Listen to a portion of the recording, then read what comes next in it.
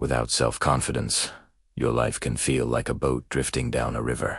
Without a clear direction, without a real purpose, it doesn't matter how smart you are, or how talented you might be. If fear and shyness are in control, you'll never reach your true potential. So many people live their lives in silence, afraid to speak up, terrified of failure, and constantly worried about what others think. I urge you to stay with me until the end of this video, because the story I'm about to share could be the turning point you've been waiting for. Once, in a bustling city, there lived a humble businessman who sold salt to support his small family. He had a wife and 2 sons.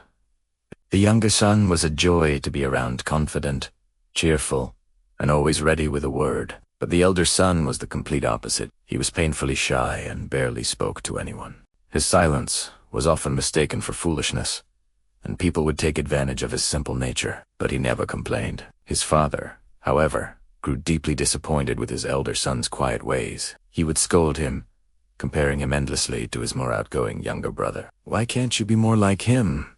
he'd say. Over time, these harsh words chipped away at the boy's spirit, shattering what little confidence he had. As he got older, fear began to creep into every corner of his life. During exams, his hands would tremble so much he couldn't hold a pen steady. His mind would go completely blank, and he'd fail to write down the answers he knew. He started falling behind in his studies, slipping further and further away from his peers. When he became a young man, his father, seeing no other option, asked him to help with the family salt business. Terrified of disappointing his father yet again, he agreed.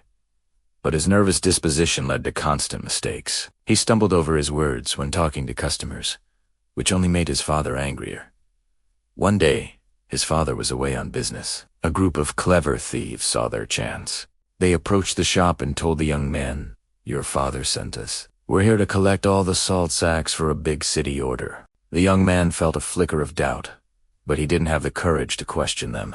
Before he could fully process what was happening, the thieves had loaded up every last sack of salt and disappeared into the crowded streets. That evening, when his father returned to an empty shop, his anger was like a storm. "You useless boy," he screamed. "You've destroyed everything I've worked my entire life for. Get out of my sight and never come back." Those words were like daggers, piercing the young man's already broken soul. Crushed by his father's rage, mocked by the whispers of his neighbors, and completely defeated by his own fear, he walked aimlessly toward the riverbank. Shame and hopelessness washed over him like a suffocating wave. "There's no point in living," he thought to himself. "I'll always be a failure." As he stood at the edge, ready to jump, a firm hand grabbed his arm and pulled him back. It was an old man. Angrily, the young man spun around and shouted, "Why did you save me? My life has no value.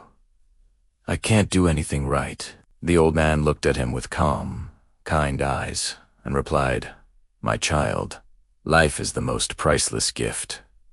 God gives it only once. If you keep living, you have a chance to overcome any failure. But if you give up now, you will never discover the true strength that lies within you."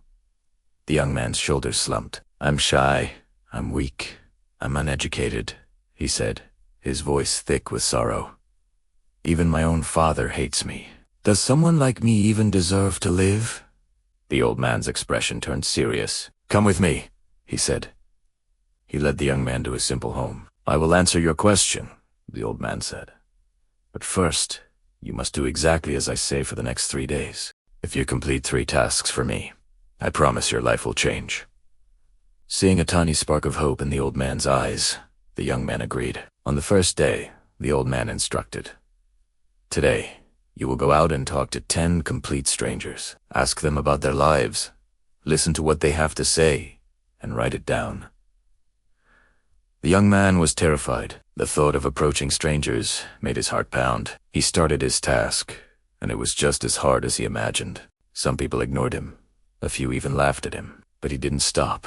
By the end of the day, he had spoken to 10 different people. He had not only completed the task, but he had also made a few friends along the way. For the first time in a long time, he felt a flicker of pride. On the second day, the old man gave him a new challenge. "Today, you will find 10 children and teach them why water is important for life."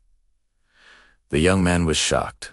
"But I'm not educated," he protested. "How can I possibly teach anyone anything?" The old man simply smiled. They don't know what you lack. Just share what you know.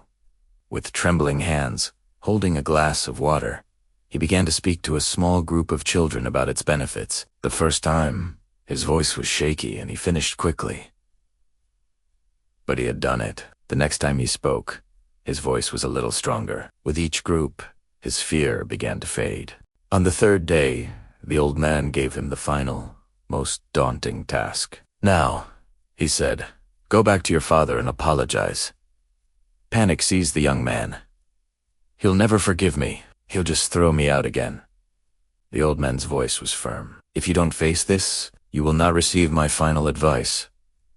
Gathering every last ounce of courage he had built over the past 2 days, the young man walked back to his home. He stood before his father, looked him in the eye, and apologized sincerely for his mistake. He promised that from that day forward, he would work to prove his worth. His father, seeing a profound change in his son's eyes and hearing the new strength in his voice, decided to give him another chance. Later, the young man returned to the old man. "I've done everything you asked," he said. "Now, please, tell me, what is the secret to success?" The old man smiled warmly.